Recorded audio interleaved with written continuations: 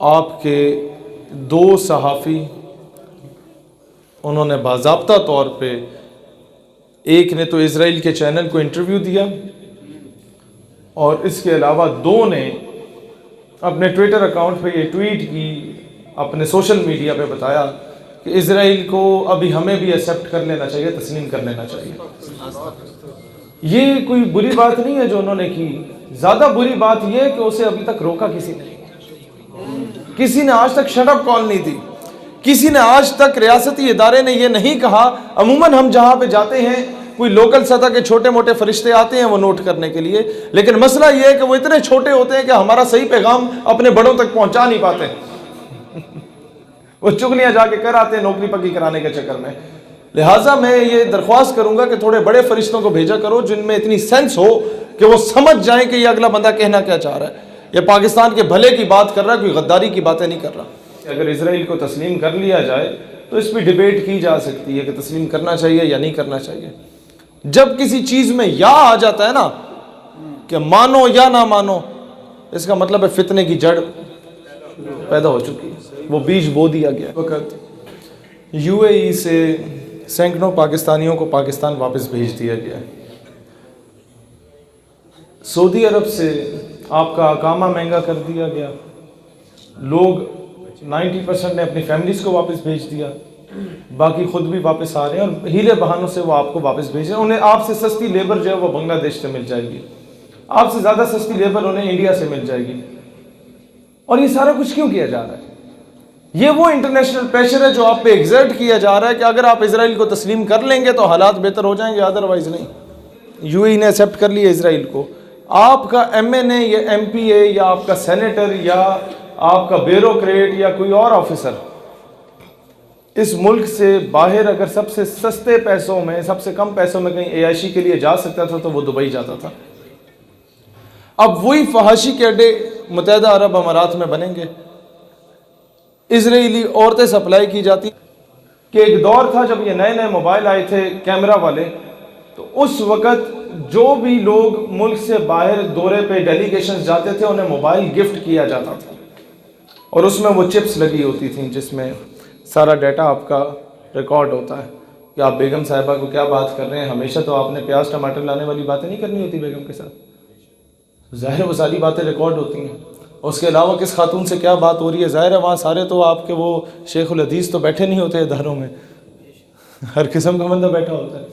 انہیں پھر اسی انداز سے بلیک میل کیا جاتا ہے کہ تمہارے حلقے کی عوام کو یہ یا تمہارے محکمے کے بندوں کو یہ چیز دکھا دی جائے گی، اس سے پہلے کہ تمہاری عزت خاک میں ملے تم ہمارے لیے کام کرنا شروع کر دو، ہمارے لیے کام کرو گے تو تمہاری تنخواہ پہلے 50,000 ہے، 50 لاکھ ہم دے دیں گے۔ کہاں 50,000، کہاں 50 لاکھ؟ ان کے لیے تو یہ چند ڈالر ہوتے ہیں۔ لیکن یہاں مسئلہ کیا ہوتا ہے کہ یہاں سے وہ غداریاں شروع ہوتی ہیں اور ملک کے راز بکنا شروع ہو جاتے ہیں۔ تو ان چیزوں کو کنٹرول کرنے کے لیے میں یہی ان چھوٹے فرشتوں سے کہتا ہوں کہ اپنے بڑے فرشتوں کو اچھا پیغام پہنچا دو کہ ملک سے باہر کوئی بندہ جائے تو اس کو یہ پابندی لگائی جائے کہ وہ گفٹ نہ لے۔ نمبر 2 یہ کہ 19 اینڈ ابو گریڈ کا جو آفیسر آپ کا بیٹھا ہوتا ہے کسی بڑے محکمے میں، ادارے میں، اس کو یہ اجازت نہ دی جائے کہ آپ ریٹائرمنٹ کے بعد ملک سے باہر جا کے وہاں پر رہیں یا وہاں پر اپنا گھر بنائیں۔ مسئلہ یہ ہوتا ہے، یا آپ کے بچے، مجھے یہ بتائیں، آپ کے بچے ایک ایسے شخص کے گھر میں جا کے تعلیم حاصل کر رہے ہوں جس کو آپ نے ارادہ کیا ہوا کہ میں اسے قتل کروں گا، دل سے آپ اسے برا مانتے ہیں، کیا آپ تب تک اسے قتل کر سکتے ہیں جب تک آپ کے بچے اس کے گھر میں پڑھ رہے ہوں؟ وہ ذبح نہ کرتے آپ کے بچوں کو؟ تو یا تو پھر ہمارے حکام بالا امریکہ کو اپنا دشمن نہیں مانتے، اگر مانتے تو ان کے بچے وہاں نہ پڑھ رہے ہوتے۔ آپ سمجھ رہے ہیں اس چیز کو؟ یا تو یہ امریکہ کو اپنا دشمن نہ مانتے۔ برطانیہ، ہم نے آزادی ہندوستان سے نہیں لی، ہم نے تو انگریزوں سے آزادی لی۔ یہ ہندو بنیا تو کچھ عرصے کے لیے ہم پہ قابض تھا، قابض تو انگریز ہوا تھا، ہندو تو اس کے جوتے پالش کرتا تھا۔ جب آپ کے بچے یہ گولو مولو، یہ گونگلے جو بیٹھے ہوئے ہیں دو جو اپنی دادی نانی کے جنازے پہ آنے کو تیار نہیں ہوتے، جب وہ برطانیہ میں بیٹھے ہوئے ہیں تو کیا آپ کا سابق وزیر اعظم صاحب کیا برطانیہ کے خلاف چون چرا کر سکتے ہیں؟ نہیں کر سکتے. نہیں کر سکتے. آپ کے موجودہ وزیر اعظم صاحب، ان کے بچے کہاں بیٹھے ہوئے ہیں؟ ملک سے باہر بیٹھے ہوئے ہیں، کبھی برطانیہ کبھی امریکہ. تو کیا کوئی چون چرا اس کے بارے میں ہو سکتی ہے؟ نہیں ہو سکتی.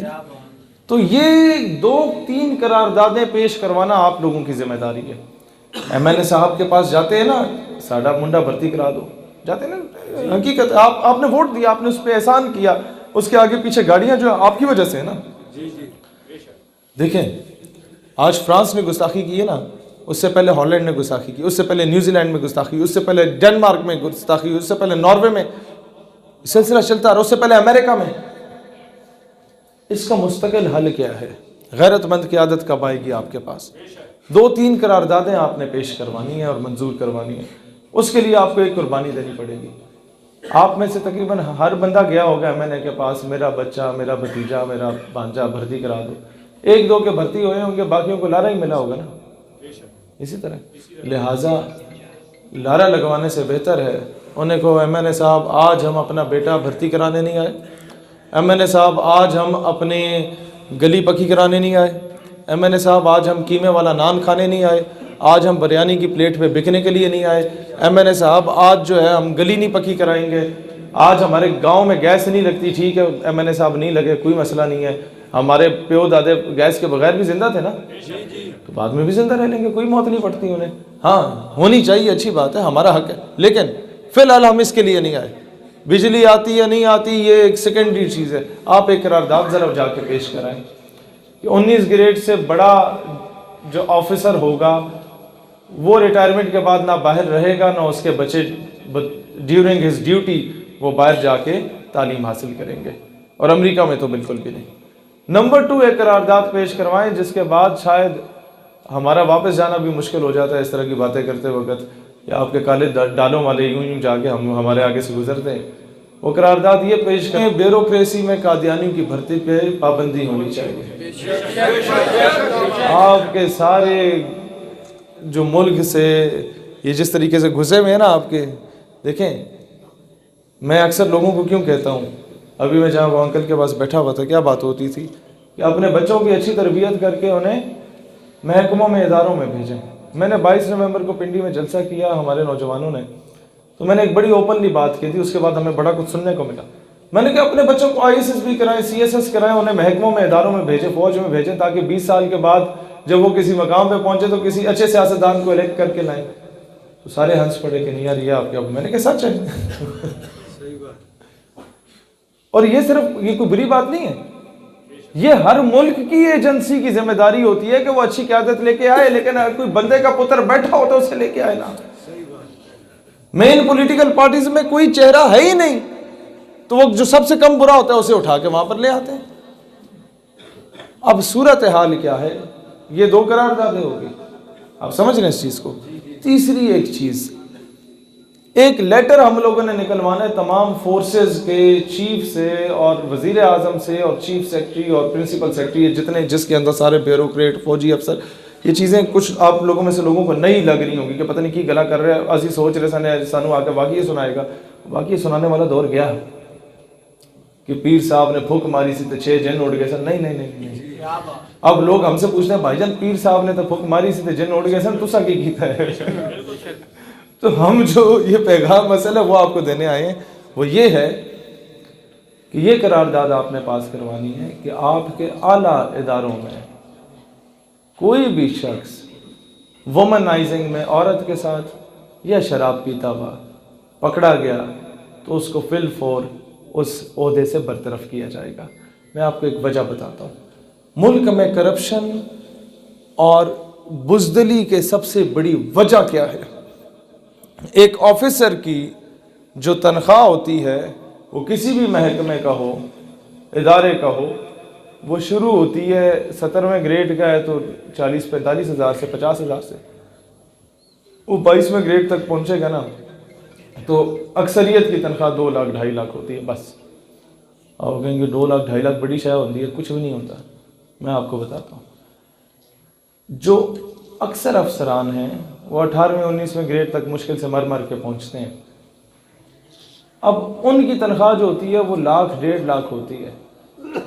اب ان کے 3 بچے ہوتے ہیں جو یونیورسٹی میں پڑھتے ہیں جن کی 6 مہینے کا ایک سیمسٹر ہوتا ہے جس کی فیس ہوتی ہے 1,25,000.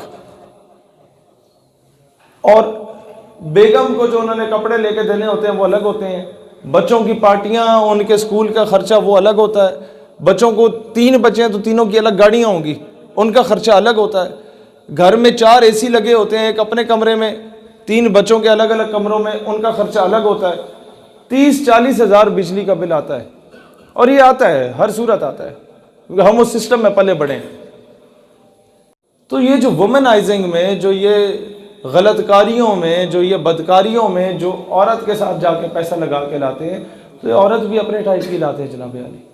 یہ 30-40 ہزار ایک رات کا خرچہ کرتے ہیں, ایک ایسی جگہ پہ لے کے جاتے ہیں جو سیکیورٹی پوائنٹ آف ویو سے کلیئر ہو, جہاں پر چھاپا نہ پڑتا ہو, وہ فارم ہاؤس بک کرانے پڑتے ہیں. اور جب انہیں ان چیزوں کی لت لگ جاتی ہے تو آپ صرف یہ دیکھیں 40,000 ملٹیپلائی پہ 5-6 کریں نا مہینے میں, 5-6 بار ہی اگر انہوں نے الٹی حرکت کرنی ہے تو 3-4 لاکھ کا تو یہ انہیں ڈز پڑتا ہے. اور پھر جو شراب کی محفل یہ سجاتے ہیں یہ اکیلے نہیں ہوتے, ان کے ساتھ سارے ان کے کورس میٹس بیٹھے ہوتے ہیں. اور شراب بھی وہ 150 روپے والی نہیں ہوتی, وہ ٹھیک ٹھاک مہنگی ہوتی ہے. تو یہ 5-7 لاکھ کا جو ماہانہ بجٹ ہوتا ہے یہ کہاں سے آتا ہے؟ تنخواہ تو 1.5 لاکھ ہے بھائی جان. یہ بجٹ آتا ہے, آپ جو یہ نہیں دیکھتے کہ جی 2 ارب روپے روڈ کا جو ٹھیکہ مل گیا ہے, ہوتا ہے نا, اور سڑک اگلے سال دوبارہ ٹوٹی ہوئی ہوتی ہے, 200 کروڑ روپے کا خرچہ آیا ہوتا ہے. یہ پیسے مارتے ہیں وہاں ٹھیکے داری کے, پھر یہ پیسے مارتے ہیں نان کسٹم گاڑیوں کے, پھر یہ پیسے وہاں سے قابو کرتے ہیں جو یہ ڈرگ ڈیلنگ ہوتی ہے, جو افیم, ہیروئن اور یہ ہر قسم کی غلط آپ کے وہ نشے ہوتے ہیں, نشہ آور چیزیں, ان کی امپورٹ ایکسپورٹ میں. اور اینڈ پہ جب حرام کی لت لگ جاتی ہے نا تو پھر یہ ملک کے راز بیچتے ہیں. اور اس کے بعد جا کے اپنا کوئی ملوث نہ ہوتا تو ڈاکٹر عافیہ صدیقی امریکہ کی جرت نہیں تھی کہ کراچی سے اسلام آباد کے راستے میں اٹھا کے لے کے جاتا. اپنا کوئی بکا ہوا نہ ہوتا تو ریمن ڈیوس نے باہر نہیں جانا تھا. اپنا کوئی بزدل نہ ہوتا تو کرنل جوزف نے رات کی تاریکی میں ملک سے باہر نہیں جانا تھا. اپنا کوئی بکا نہ ہوتا تو مبشر لقمان, کامران خان, یہ لوگ اسرائیل کی حمایت میں انڈائریکٹلی چوں چوں کرنے سے پہلے 100 مرتبہ سوچتے کہ ہمیں کوئی چنڈ نہ پڑ جائے. لیکن اب بے دھڑک بول رہے ہیں کیونکہ انہیں پتہ ہے کہ یہاں سارا بکاؤ مال بیٹھا ہوا ہے, ہر شاخ پہ الو بیٹھا ہے, انجام گلستہ کیا ہوگا. میں کس منہ سے آگے آپ کو وہ واقعہ سناؤں کہ انج ہویا سی تے انج نہیں ہویا سی. آج کیا ہو رہا ہے؟ آنے والی نسلیں یہ کہیں گی کہ ہمارے پیو دادے جو تھے وہ کس سے سناتے تھے, لیکن پیو دادوں نے خود کیا کیا ہے, اس کے دور میں کیا ہو رہا تھا وہ کچھ نہیں کر رہے تھے. واہ واہ بٹور کے میں نہیں وہ بٹورنا چاہتا.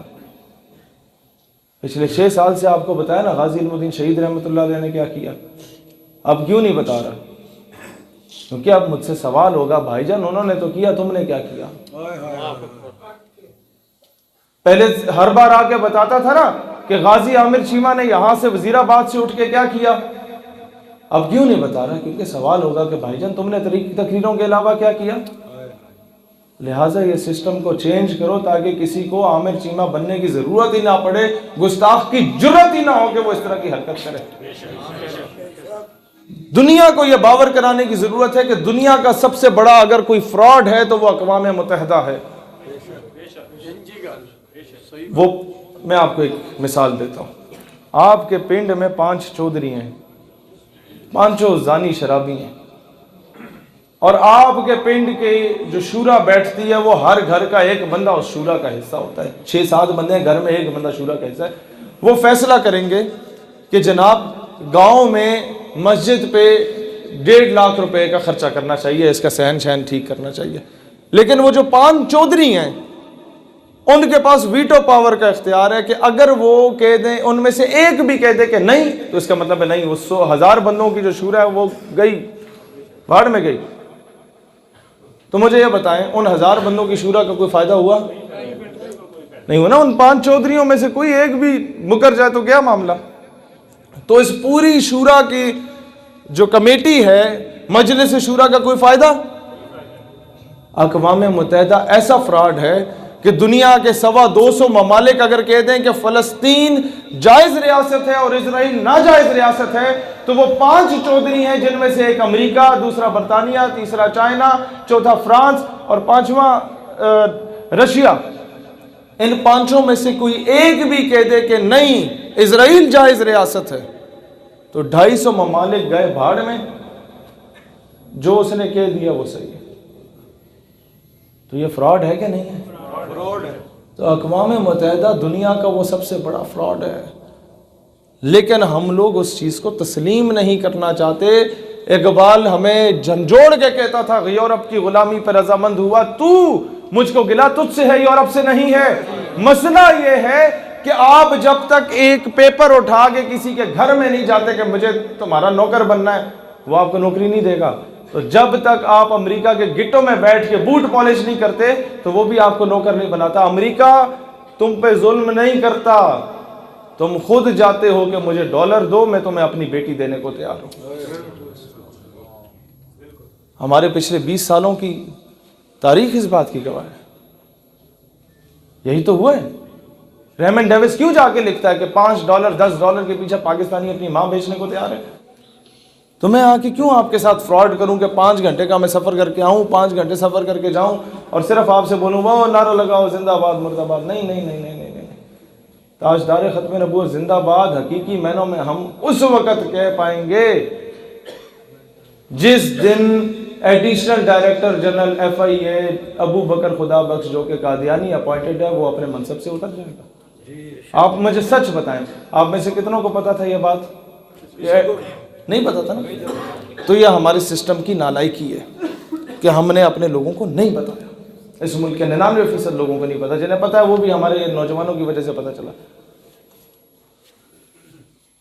دوستان ذی وقار اس سسٹم پہ کام کریں، MNA صاحب کو جا کے کہیں کہ قرارداد پیش کریں، اور قرارداد بڑے میں آپ کو بتاتا ہوں، پھر ہمارے ذہن میں یہ ہوتا ہے کہ پتہ نہیں قرارداد پیش ہوگی یا نہیں ہوگی، ہوگی تو پتہ نہیں منظور ہوگی کہ نہیں ہوگی، ان کا باپ بھی منظور کرے گا۔ شرط یہ رکھی جائے کہ جو ووٹ دے گا وہ عوام کو دکھا کے ووٹ دے گا کہ میں فیور میں دے رہا ہوں یا اگینسٹ دے رہا ہوں۔